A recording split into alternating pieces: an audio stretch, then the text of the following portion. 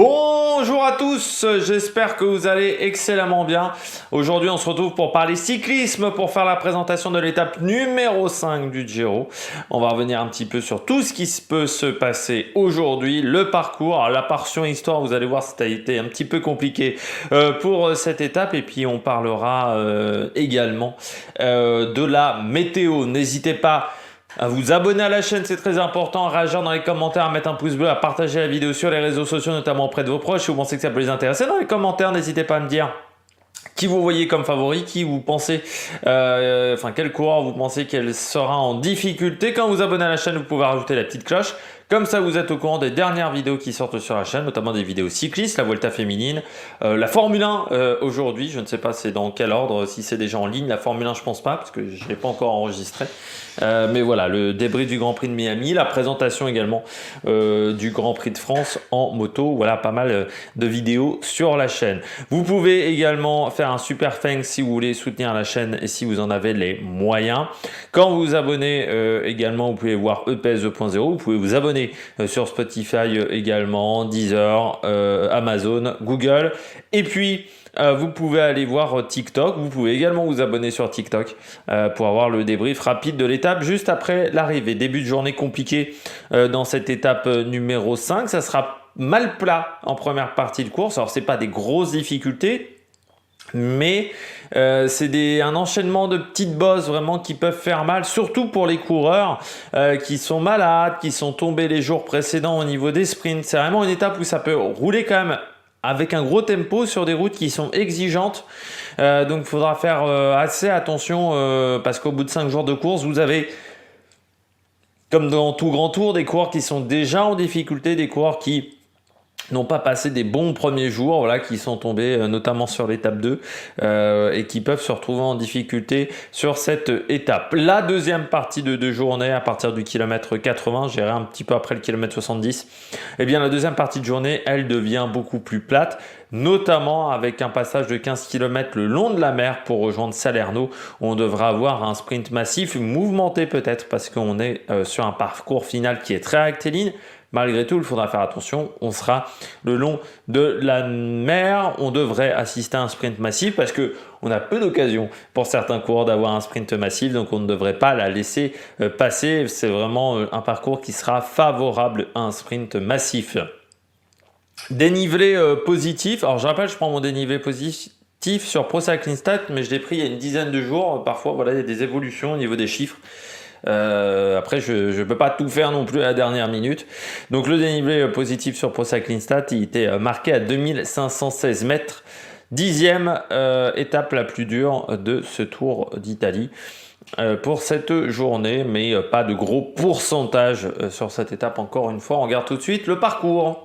Le parcours de cette étape numéro 5 déjà de ce Giro, on va y arriver, entre Atripalda et Salerno, 171 km pour cette étape, avec, eh bien, vous voyez, une première partie de course qui est mal plate, et puis une fin de journée, dès qu'on va commencer à se rapprocher de la mer, à vraiment être le long de la mer, eh bien, ça va être beaucoup plus facile.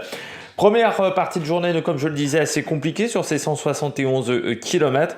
C'est le passage du Passo Serra, 3 km 9 à 7,4 de moyenne au kilomètre 11,5, qui permettra peut-être aux échappés de sortir, notamment un passage à 10,4%, un autre passage à 8,1% dans cette première montée du jour, qui dure 4 km. Et puis ensuite, on enchaîne avec, encore une fois, beaucoup de difficultés sur le parcours, 5-6% qui ne sont pas au classement de la montagne. Je vois notamment cette montée du côté de Paternopoli. Voilà, vous voyez vraiment sur les 70 premiers kilomètres, on est tout le temps aux prises, tout le temps en difficulté. Voilà, c'est pas une journée facile. Il y aura le sprint à Sant'Angelo de Lombardie à 2 km 2 à 6,1 de moyenne de sprint intermédiaire qui sera au kilomètre 65 à 106 km de l'arrivée. Comme vous pouvez le voir, voilà, tout le temps en prise, tout le temps en difficulté. Et puis à partir de Guardia Lombardie, ça devient un peu plus simple, un peu plus descendant. Il y aura encore la montée du côté de Oliveto Sitra, la ville d'Albanese, je crois de tête, parce qu'on passe aussi dans le coin d'Albanese aujourd'hui, mais je l'ai fait hier. Côte de troisième catégorie, au kilomètre 114, 2 km 900 à 8% de moyenne. C'est pas une comptée encore une fois très compliqué, c'est assez régulier, le pied est à 9%, vous voyez, il y a des passages à 7, mais c'est assez difficile, mais ça dure que 3 km. Et puis surtout, on est encore assez loin de l'arrivée, on est au kilomètre 114, c'est-à-dire qu'on est encore à une grosse soixantaine de kilomètres de l'arrivée. Ça descend pas tout de suite, après Oliveto Sitra. Il y a encore 3 km 4 à 3,5 de moyenne. Et puis au kilomètre 119, on a les dernières difficultés parce qu'ensuite on redescend vers la mer. On aura le sprint bonification à Battipaglia. Et puis à partir de Spinetta, même un petit peu avant Spinetta, on sera le long de la mer pour le final. On regarde tout de suite le final. Vous voyez, on est le long de la mer sur les 15 derniers kilomètres. On ne va pas changer énormément de route et c'est un sprint qui va se faire en grande ligne droite. C'est-à-dire qu'on est vraiment sur un sprint très rectiligne, ce qui ne va pas être facile à gérer pour les coureurs. Vraiment, parce que c'est le genre de sprint où il faut savoir se faufiler, il faut savoir vraiment bien être entouré.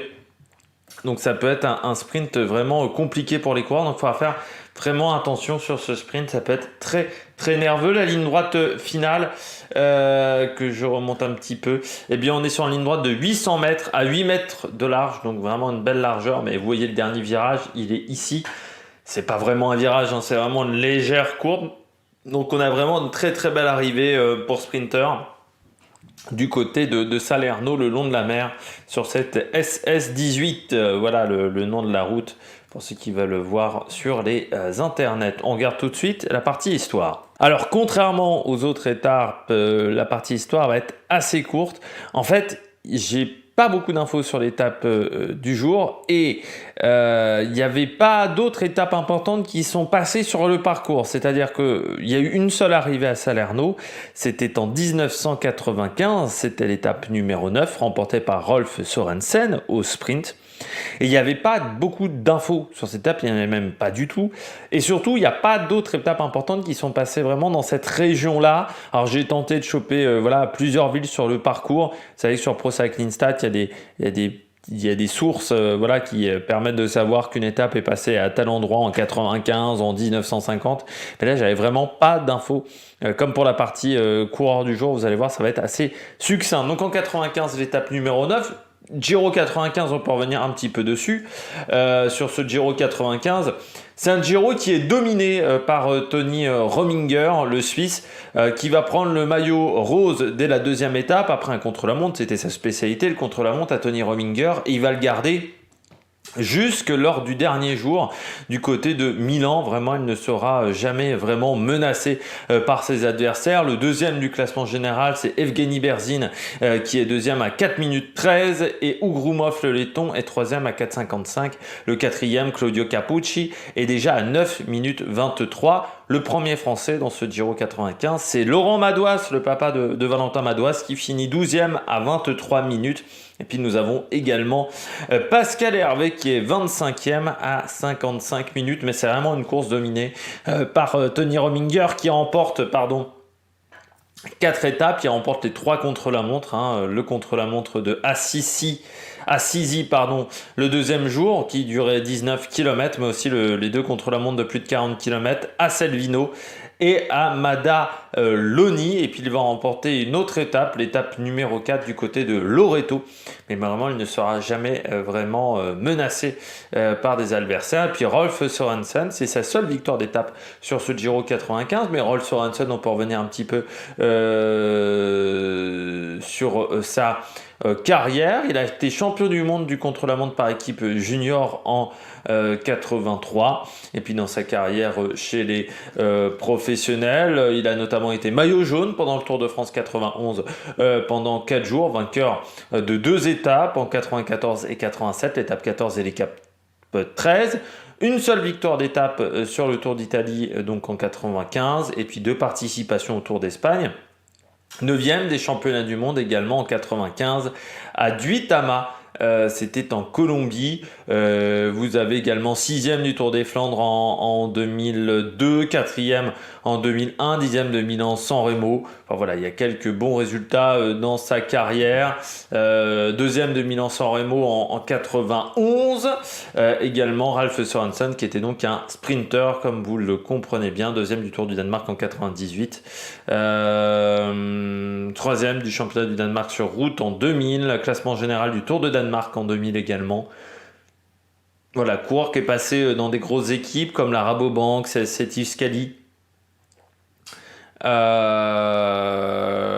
la GB MC Magliaficchio également. Et puis c'est un coureur bon, qui a été, alors qui n'a pas été pris par la patrouille, mais qui a avoué s'être dopé en 2013 lors de l'affaire Rabobank, où beaucoup de coureurs, anciens coureurs de la Rabobank, avaient dit qu'ils s'étaient dopés et que le dopage était une institution du côté de la Rabobank. Et il avait failli remporter la Coupe du Monde, qui était l'ancêtre du Pro Tour, la Coupe du Monde des classiques UCI en 97, mais il avait été battu par Michele Bartoli. Le problème, c'est qu'il n'avait pas pu faire le Tour de Lombardie car il était blessé, ce qui a été un gros souci. Puis il avait été deuxième sur la première course olympique sur route ouverte aux professionnels en 96, derrière Pascal Richard à l'époque, sur le parcours du côté de Atlanta. Du côté du coureur du jour, là encore peu de coureurs importants. Vous savez, j'ai déjà fait Albanese, donc aujourd'hui je me suis intéressé à Camillo Bertarelli, qui est né à Capaccio Paestion. C'est un coureur cycliste dans les années 1910-1920, vraiment au tout début des années 1920. Il a eu des bonnes petites courses où il a fait des podiums, notamment deuxième du Tour de Lombardie amateur en 1911, dixième du Tour de Lombardie professionnel en 1912, quatrième de Milan-San Remo, c'était en 1917. Je rappelle que pendant la Première Guerre mondiale, les courses en Italie avaient continué, contrairement à d'autres régions du globe. En Italie, on avait continué à courir, comme on avait continué à courir également au tout début de la Seconde Guerre mondiale. 8e du Tour de France en 1913 et il avait remporté le classement des coureurs isolés. Savoir que dans les années 1906 et jusque dans les années 1920, au tout début des années 1920, au Tour de France, il y avait un classement pour les coureurs qui étaient accompagnés d'une équipe qui avait donc une assistance. Et puis il y avait ce qu'on appelait les catégories isolées, c'était des coureurs qui n'avaient pas d'assistance, qui devaient réparer leur vélo tout seuls, comme dans les toutes premières années du Tour de France, 1903, 1904, 1905. Je crois que c'est à partir de 1906 ou 1907 où on instaure ces deux catégories. Et ça perdurera quelques années. Et c'était une catégorie qui était assez suivie, la catégorie des coureurs isolés. C'était pas une sous-catégorie, c'était vraiment très suivi. Les marques mettaient de l'argent, les marques de cycle, énormément dans cette catégorie isolée pour mettre en avant la résistance de leur matériel, parce qu'il fallait prouver que le vélo Colnago il était meilleur que le vélo Pinarello. À l'époque c'était pas ces marques là, mais vous comprenez un petit peu l'idée. Donc voilà pour le coureur cycliste du jour, Camillo Bertarelli. On poursuit avec la météo, un temps nuageux avec un risque de pluie de 90%, donc autant vous dire que la route sera très humide avec parfois des orages sur le parcours, donc vraiment les conditions devraient être encore humides comme sur l'étape d'hier au niveau des températures entre 16 et 20 degrés. Le vent 15-25 km/h, il sera plutôt de face sur une grande partie de la journée, et puis enfin de parcours, notamment dans la portion le long de la mer, il sera plutôt 3/4 d'eau, il viendra de la mer, donc il faudra faire vraiment attention dans cette portion-là, parce que comme je dis toujours, le vent peut être un petit peu sous-estimé le long de la mer, on peut avoir des rafales de vent un peu plus importantes, et donc il faudra faire attention qu'il n'y ait pas une tentative de coup de bordure vraiment dans le final, surtout que le final est assez rectiligne, donc on peut tenter des choses. Du côté de la stratégie, moi je vois une échappée avec 5 à 6 coureurs, mais qui ne va pas au bout, tout simplement parce que sur la première partie de journée, certes c'est un peu vallonné, mais la fin d'étape n'est pas du tout favorable, et encore une fois les équipes de sprinters n'auront pas énormément d'occasions. Là, c'est vraiment une grosse occasion d'aller chercher la victoire. On n'a pas vraiment de doute sur la possibilité d'une victoire au sprint, donc je ne pense pas que les équipes de sprinters vont la laisser passer. Et puis du côté du sprint massif, il ne faudra pas être devant trop tôt, hein. On peut se cacher, on a beaucoup de temps pour remonter. Il y a en plus pas mal de largeur de route, hein. On est sur 8-9 mètres de largeur de route. Donc vraiment, les équipes qui seront devant à 2 km de l'arrivée, c'est mort, elles n'iront pas au bout. Elles se feront remonter par certains adversaires. C'est pour ça que j'ai mis parmi mes favoris Gaviria, parce qu'il aime ce type d'arrivée. Il s'en sort toujours bien normalement dans ce type d'arrivée, ce type de finale. J'ai mis Caden Groves, pourquoi? Parce que bien accompagné, il a une belle équipe à son service, Caden Groves, qui peut vraiment aider dans ce type d'arrivée, même s'il ne devra pas être devant trop tôt, mais Alpecin de Koninck fait rarement cette erreur-là, c'est plutôt une erreur qu'on voit du côté d'Israël, du côté d'Intermarché. Alpecin de Koninck n'a pas trop tendance à faire ce type d'erreur. Puis j'ai mis Pedersen, pourquoi? Conditions difficiles, des températures qui seront très fraîches. Ça peut convenir très bien à Pedersen. Là aussi, il est leader de son équipe. Avec Danilo, ça se passe bien. Il ne faudra pas se retrouver dans une chute comme dans l'étape numéro 2. Et puis en grosse cote, j'ai mis Jack Stewart. Pourquoi pas le coureur de la groupe FDJ. S'il arrive à bien se placer, à profiter de l'aspiration, pourquoi pas faire 7 ou 8 de l'étape. Du côté du programme télé, eh bien, ça commencera à 12h30 avec la roue de la pédale. Et puis à 13h, pour le direct sur Eurosport 1, arrivée prévue comme d'habitude entre 17h, 16h55 on va dire, et 17h30. N'hésitez pas à vous abonner à la chaîne. On se retrouve donc ce soir 21h pour faire le débrief de cette étape. Demain, on fera la présentation également de l'étape numéro 6 autour de Naples, cette étape de numéro 6. Donc on aura peut-être pas mal de choses à dire sur le parcours de cette journée. On se retrouve donc ce soir, 21h, et puis sur TikTok également, juste après l'arrivée de l'étape. Allez, ciao ciao sur la Production.